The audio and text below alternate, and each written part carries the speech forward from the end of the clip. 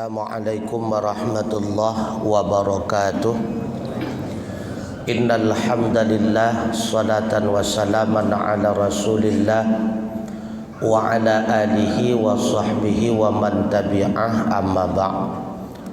Hadirin wal hadirat sidang jamaah tuhur rahimakumullah. Pada kesempatan hari ini kita akan mengupas berkaitan dengan masalah penjelasan Imam Ghazali berkaitan dengan masalah diterimanya taubat secara pasti oleh Allah apabila berkumpul segala syarat-syarat taubat. Ihya Ulumuddin juzuk yang keempat halaman 12. Bismillahirrahmanirrahim. Rabbi syrah li sadri wa yassir.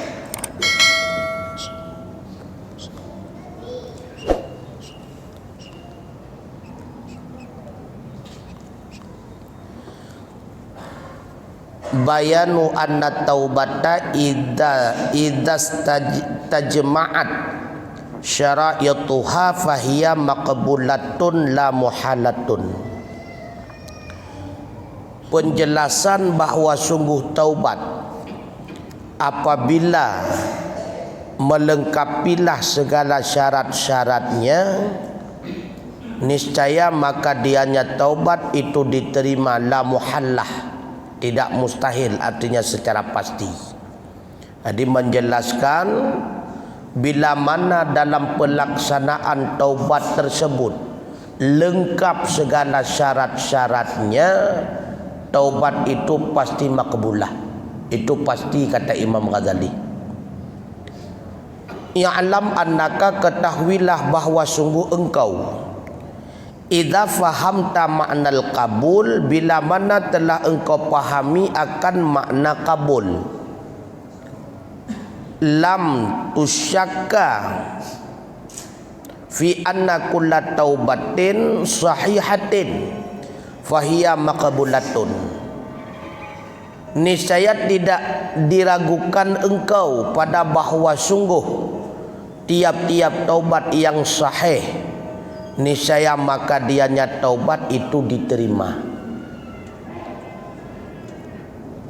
Fannadiruna binuril basairil mustamiduna min anwaril Qur'an alimu anna kulla qalbin salimin maqbulun indallahi wa mutanaimun fil akhirati fi jawarillahi ta'ala wa musta'idun li ayyamdura bi'ainihil baqiyati ila wajhillahi ta'ala. Maka melihat mereka dengan nur basair, nur mata hati, al-mustamiduna, yang mengambil paham mereka, min anwaril Quran, daripada nur Al-Quran. Apa yang dilihat dengan mata hati, alimu, itu memahami mereka, meyakini mereka akan bahawa sungguh tiap-tiap hati yang salim, hati yang sejahtera itu diterima ia di sisi Allah dan mendapat nikmat ia di dalam negeri akhirat pada berdekatan dengan Allah. Wa musta'idun, dan disediakan li ayyandura bi'ainihil baqiyah, bagi bahawa memandang ia dengan mata kepalanya, baqiyatin, terus menerus, ila wajhillahi ta'ala, kepada wajah Allah Ta'ala. Orang-orang yang memiliki hati yang salim, karena hati manusia terbagi kepada 3 tingkatan. Yang pertama, qalbun mayyitun, hati yang telah mati. Yang kedua, qalbun maridun, hati yang sedang sakit. Yang ketiga, qalbun salimun, hati yang bersih, hati yang suci. Nah, itu penjelasan Syekh Ibnu Athaillah di dalam kitab Hikam.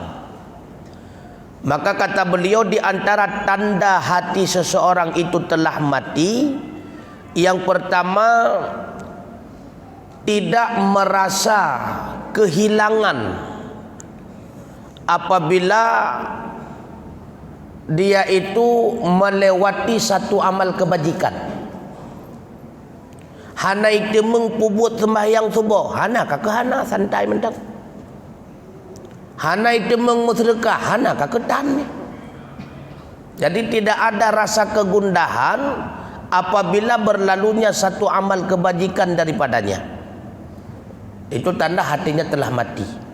Yang kedua, ketika dia melakukan amal kejahatan ataupun kemaksiatan, santai, tidak ada penyesalan, slow mendang. Kayak cuma cuy ke deh. Oh makan lupa jual teragap, dah segaga. Kadang-kadang dibisik oleh setan, innallaha ghafurur rahim. Santai saja, Allah maha pengampun, Allah maha penyayang. Hari ini kita lakukan maksiat, besok tobat. Santai. Itu tandanya hati telah mati. Maka bahayanya orang yang hatinya mati, kata Syekh Ibnu Athaillah, hidupnya dia itu lebih jahat daripada binatang, kata beliau. Karena Allah telah menjanjikan dalam Al-Quran, walaqad dara'na li jahannam, sungguh telah kami sediakan bagi penghuni-penghuni neraka. Artinya yang menjadi penghuni neraka itu sudah disiapkan Allah. Siapa-siapa orangnya? Katsiran minal jinni wal ins, kebanyakan mereka daripada kalangan jin dan manusia. Apa ciri-cirinya? Yang pertama kata Allah, lahum qulubul la yafqahuna biha. Mereka itu memiliki hati, akan tetapi dengan hatinya itu tidak mau memahami Al-Quran. Hati ada, akan tetapi tidak mau mempergunakan hatinya di dalam memahami agama Allah, di dalam memahami syariat-syariatnya agama Allah. Yang kedua, lahum adzanon la yasma'una biha. Mereka juga memiliki telinga, akan tetapi tidak mau mendengarkan mau'idhah, nasihat-nasihat Al-Quran. Walahum a'yunun, mereka juga memiliki mata, tapi la yubsiruna biha, tidak mau memandang bukti kekuasaan Allah. Ulaika kal an'am, kata Allah. Mereka itu hidupnya seperti binatang. Balhum adhal, bahkan lebih sesat daripada binatang. Ulaika humul ghafilun, itulah mereka orang-orang yang lalai. Di dunia mereka lalai kepada Allah, maka di akhirat Allah akan melalaikan dirinya terhadap mereka. Artinya tidak ada syafaat dari siapapun, tidak ada bantuan dari Allah, begitu pula dari Rasul. Yang kedua, maryadun, hati yang sakit. Hati yang sakit itu hati yang memiliki penyakit ujub, riya, tamak, takabur, iri, dengki. Maka hati yang bisa memahami makna dan isi Al-Quran yang benar, hati yang salim, hati yang bersih, hati yang sejahtera. Maka hati-hati yang bersih inilah yang mampu memahami makna Al-Quran yang sendirinya, sehingga mereka itu dipandu hidupnya dengan cahaya-cahaya Al-Quran. Lalu mereka bisa melihat dengan mata hatinya atas panduannya Al-Quran. Apa yang bisa mereka lihat? Yang pertama kata Imam Ghazali, orang-orang yang memiliki hati yang salim, yang hidupnya dipandu oleh cahaya Al-Quran, mereka itu akan memahami bahwa hati yang salim itu akan senantiasa diterima oleh Allah. Allah hanya menerima hati-hati yang bersih, hati-hati yang sejahtera, hati-hati yang senantiasa mengingat kekuasaannya Allah. Orang yang memiliki hati yang salim, ibadat bukan untuk tujuan surga. Banyak riwayat-riwayat yang menceritakan tak kala aulia Allah berjumpa dengan sesama aulia, di antara salah seorang aulia dilihat oleh aulia yang lainnya, di keningnya tertulis ahlun nar. Sehingga salah seorang aulia yang melihat tertulis di dahinya ahlun nar, merasa benarkah dia itu ahli neraka? Padahal dia itu kalangan aulianya Allah, orang yang sangat taat kepada Allah, bahkan guru daripada setiap guru. Itu sesama aulia. Sehingga aulia yang tertulis di keningnya ahlun nar berbicara kepada aulia salah satunya, kenapa kamu merasa risih? Kalau seandainya Allah menjadikan kita ahli neraka, apa salahnya? Karena yang menjadikan kita ahlul ibadah itu Allah. Allah yang memberikan kesempatan kepada kita sehingga kita menjadi ahlul ibadah. Kalau Allah tidak memberikan kesempatan kepada kita ahlul ibadah, pastinya kita ahlul maksiyah. Tidak ada kemampuan daripada siapapun yang mampu menjadikan dirinya orang yang taat. Tidak ada. Kita menjadi orang yang taat, diberikan kesempatan Allah menjadi walinya, itu adalah anugerah Allah. Kita melakukan ibadah hanya untuk mendekatkan diri kita kepada Allah. Karena kita membuktikan kepada Allah kita cinta kepadanya, bukan karena mendapatkan surga. Artinya apa? Siapapun bisa saja menjadi ahli neraka bila mana dia itu telah ditetapkan oleh Allah, sekalipun dalam kehidupan nyata zahirnya dia itu ahlul ibadah. Maka tidak ada kemustahilan seorang ustadz itu menjadi ahli neraka, seorang ulama itu menjadi ahli neraka, dan tidak ada kemustahilan seorang yang hidupnya jahil itu menjadi ahli surga. Seorang yang hidupnya maksiat itu kemudian menjadi ahli surga, karena itu hak Allah. Oleh karenanya orang-orang yang memiliki hati yang salim akan mampu memandang dan melihat. Hanya hati yang salim itulah yang hanya diterima oleh Allah. Dan hanya orang yang memiliki hati yang salim, hati yang tidak ada penyakitnya, tidak ada riya, takabur, ujub, sombong, tidak ada.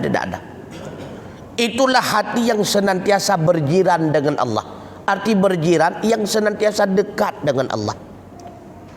Dan wa musta'idun, orang yang memiliki hati yang demikian akan Allah sediakan kedudukannya kelak di akhirat.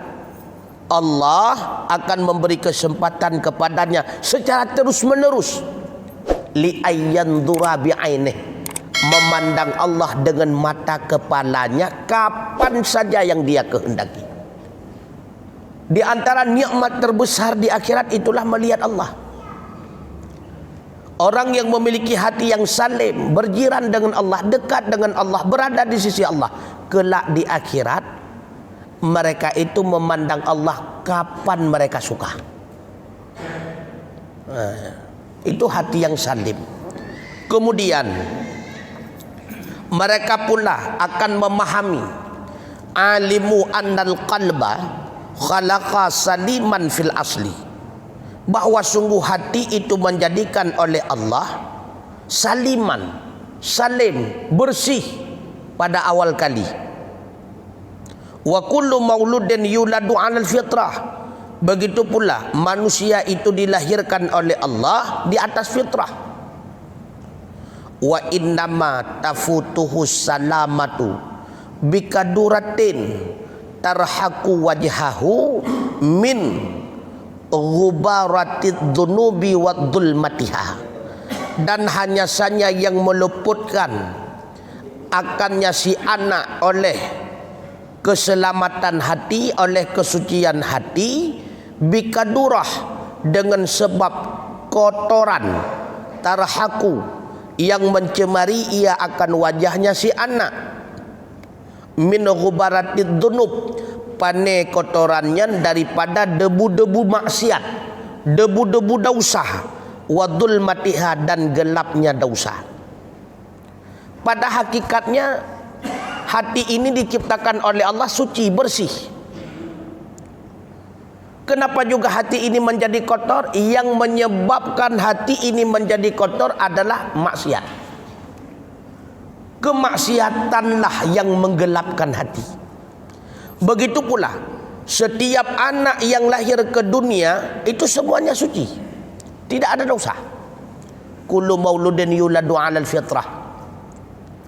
Yang menyebabkan dia hina di sisi Allah karena kemaksiatan yang dia lakukan, dosa yang dia perbuat. Maka dosa itu sedikit demi sedikit dapat mengotori hati. Cara membersihkannya bagaimana? Cara membersihkannya sebagaimana pakaian kotor bisa dibersihkan dengan deterjen, dengan sabun, ditambah dengan air yang panas. Begitu pula cara membersihkan hati juga demikian. Yang pertama dengan panasnya penyesalan dibarengi dengan cucuran air mata. Maka hati yang kotor, hati yang gelap dengan sebab dosa maksiat akan bersih. Itu kata Imam Ghazali. Kemudian wa alimu annan nara, wa alimu annan naran nadami tahriqu tilkal ghubarah wa anna nural hasanati yamhu an wajhil qalbi dulmatas sayyi'ah.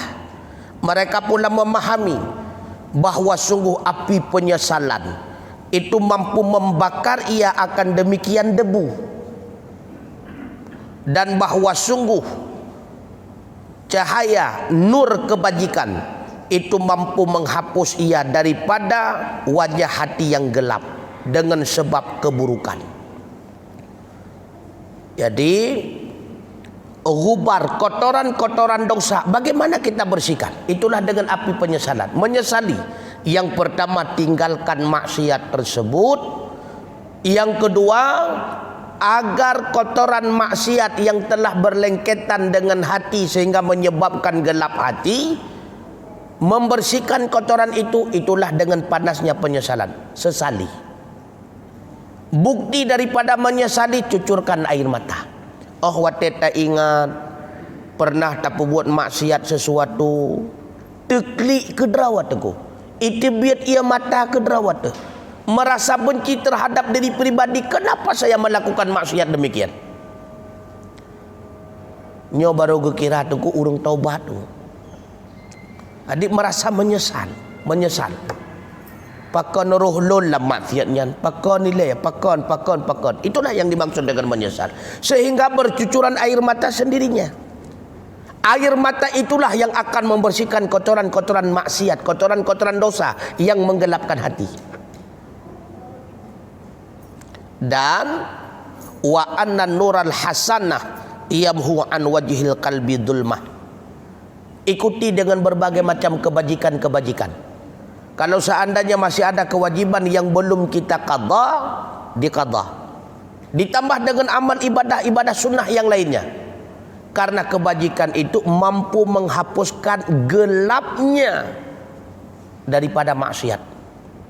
Jadi untuk menghapuskan gelapnya maksiat yang menggelapkan hati, itulah dengan kebajikan. Laksanakanlah amal sunnah yang banyak, zikir yang rutin. Insya Allah gelap hati itu akan menjadi terang kembali. Wa annahu la taqata lidhalamil ma'asi ma'a nuril hasanati kama la taqati lidhalamil laili ma'a nurin nahar bal kama la taqata likaduratil wasakhi ma'a bayadis sabuni. Tidak ada kemampuan bagi gelap maksiat beserta cahaya kebajikan bandingan sebagaimana tidak ada kemampuan bagi gelap malam beserta nur siang. Bahkan sebagaimana tidak ada kemampuan bagi kotoran daki beserta putih sabun. Wa kama anna thawbal wasakhi la yaqbaluhul mulku li ayyakuna libasahu fal qalbul mudlimu la yaqbaluhu Allah taala li ayyakuna fi jawarihi, sebagaimana pakaian yang kotor tidak menerima akannya oleh raja, bagi bahwa memakai ianya raja akan pakaian yang kotor, maka begitu pula hati yang zalim, hati yang gelap tidak akan menerima akannya oleh Allah Ta'ala, bagi bahwa menjadikan hati pada di sisinya Allah. Jadi kebajikan yang selalu berbarengan dengan kemaksiatan, maka kebajikan itu tidak ada kekuatan di dalam menghapuskan gelapnya maksiat. Apalagi lebih maksiat daripada kebajikan. Lagi contoh, lagi tanya jamaah, senantiasa jamaah, zuhur jamaah, asar jamaah, 5 waktu salat senantiasa jamaah, tapi setiap jamaah selalu dibarengi dengan maksiat. Ayat sembahyang jamaah dapat pahala 27, tahu jamaah tahu 4 go 40 merempak dosa mentau tang merempak 27. Oh wate tahu dosa ngenggo 27 utang nego. Jadi senantiasa kita lakukan kebajikan, akan tetapi siap kebajikan selalu dibarengi dengan kemaksiatan. Maka kebajikan itu tidak mampu menghapuskan gelapnya maksiat, tidak mampu. Sama bandingan kalang kamu kali baki bak badan tu. Cukup berat aku tahu tunggu. Na tamana wangan sabun, na pakai sabun wate mana pakai sabun mukuto lelam. Pakai lom sabun mukuto lelam. Bahkan lihat pakai sabun tamana hana trip kalam kutolam. Sudah pasti badan itu tidak akan bersih. Dan ingat kata Imam Ghazali, sebagaimana seorang raja bila mana diberikan pakaian yang kotor, pastinya raja itu tidak mau memakai pakaian yang kotor tersebut. Begitu pula bandingannya, Allah bila mana disuguhkan hati yang kotor, Allah tidak akan menerimanya. Allah hanya menerima hati-hati yang salim, hati-hati yang bersih, hati-hati yang suci. Wa kama anna isti'mal thawbi fil a'malil khasisah yusikhu thawbah wa ghasalahu bisabuni wal ma'il hari yandhifuhu la muhalatun fa isti'malal qalbi fi syahwati yusikhul qalbi wa ghasalahu bima'id damu'i wa harakatin nadami yandhifuhu wa yuthiruhu wa yudakihi. Sebagaimana bahwa sungguh memakai pakaian dalam pekerjaan yang kotor mengotori ia pekerjaan akan pakaian, dan membasuh ia seseorang akannya pakaian yang kotor dengan sabun dan dengan air yang panas, itu membersihkan ia akannya pakaian la muhalah secara pasti. Maka memakai hati pada nafsu syahwat, pada keinginan syahwat dunia, yusikhul qalba, itu akan mengotori ia akan hati dan membasuh akannya hati itu dengan air cucuran air mata dan panasnya penyesalan. Yandhifuhu, itu membersihkan ia akannya hati, wa yuthiruhu, dan menyucikan ia akannya hati, wa yudakihi, dan akan menyebabkan cemerlang ianya hati. Kita pakai pakaian dalam pekerjaan yang mengeluarkan keringat ataupun pekerjaan-pekerjaan yang berat, buruh kasar dan sebagainya, pasti pakaian itu akan kotor. Tasuk baju tak kerja bangunan, kuto baju itu. Tasuk baju tak kerja bengkel, perbengkelan, kuto baju ya. Maka cara tarah baja yang kuto pakiban, itulah direndam dengan deterjen, dipakai air yang panas, air yang hangat. Kotoran itu pasti akan hilang. Begitu pula ketika kita memakai hati dalam melakukan keinginan-keinginan syahwat, mempergunakan hati dalam memperturut keinginan-keinginan syahwat, hati itu akan kotor. Cara membersihkannya bagaimana? Kata Imam Ghazali, cara membersihkannya itulah dengan cucuran air mata, ditambah dengan panasnya penyesalan, kata beliau. Jadi diawali dengan menyesal, bukti penyesalan cucurkan air mata, maka maksiat itu maka hati yang kotor itu akan bersih. Kalau dosa maksiat diampuni, itu harus lengkap 4 syarat. Syarat yang pertama, tinggalkan maksiat. Apabila maksiat belum ditinggalkan, sekalipun ada penyesalan dia telah melakukan maksiat, penyesalan itu tidak ada artinya karena maksiat itu belum ditinggalkan. Tinggalkan dulu maksiatnya, jangan lakukan, tinggalkan. Kemudian dilanjutkan dengan penyesalan. Yang ketiga, berjanji tidak mengulangi. Kalau seandainya maksiat itu kaitan dengan manusia, minta halal, minta maaf. Kalau pernah mengupat, memfitnah dan sebagainya, mengambil harta orang, kembalikan. Legetannya pernah korupsi, jok pulang ke negara. Itanya pernah tercuat tagop, jok pulang ke po. Kita jual sabu-sabu, manteng tinggal tu, belah sabu-sabu bagdanya tinggal duduk, jok pulang penggap. Hana tinggal le duku, maka ambil semua harta itu kembalikan kepada baitul mal milik negara. Jadi kembalikan. Kalau seandainya kita bertaubat tetapi harta haram milik orang masih berada dalam kekuasaan kita, itu belum taubat. Kita bertaubat tetapi dosa dengan orang lain belum kita minta halal, belum kita mohon maaf kepadanya, itu sama dengan kita belum taubat. Ya, makanya tinggalkan, sesali, berjanji tidak mengulangi, kait dengan manusia minta halal, bila mana kaitan dengan harta kembalikan. Nah, berarti sudah lengkap syarat-syarat taubat. Wa kullu qalbin zaka tahara fahuwa maqbulun kama anna kulla saubin nadhifin fahuwa maqbulun fa innama alaika tazkiyatu wa tathiru. Tiap-tiap hati yang bersih lagi yang suci, dianya itu diterima oleh Allah. Bandingan sebagaimana bahwa sungguh tiap-tiap pakaian yang bersih, dianya itu diterima di atas raja.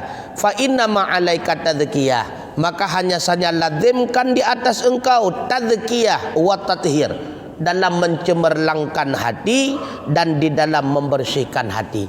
Sebagaimana pakaian yang bersih, pakaian yang cemerlang, pakaian yang wangi akan diterima oleh seorang raja, begitu pula hati yang bersih, hati yang cemerlang, itulah hati yang akan diterima oleh Allah Ta'ala.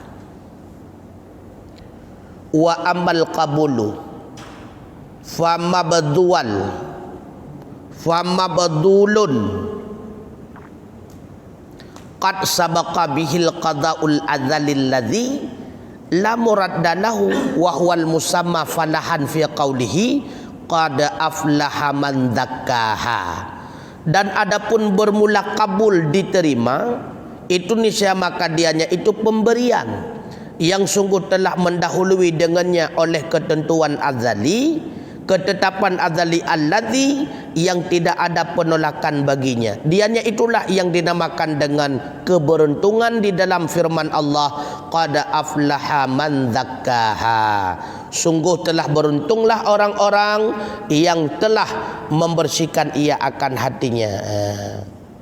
Surah Asy-Syamsi ayat 9. Jadi kabul itu pasti, karena Allah telah menetapkan di dalam hukumnya secara azali, Allah akan menerima Apa yang diterima oleh Allah?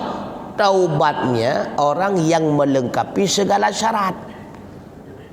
Apabila lengkap semua syarat-syarat taubat pada diri kita, itu sama dengan Allah telah mentakdirkan kita sebagai orang yang diterima taubat oleh Allah Ta'ala.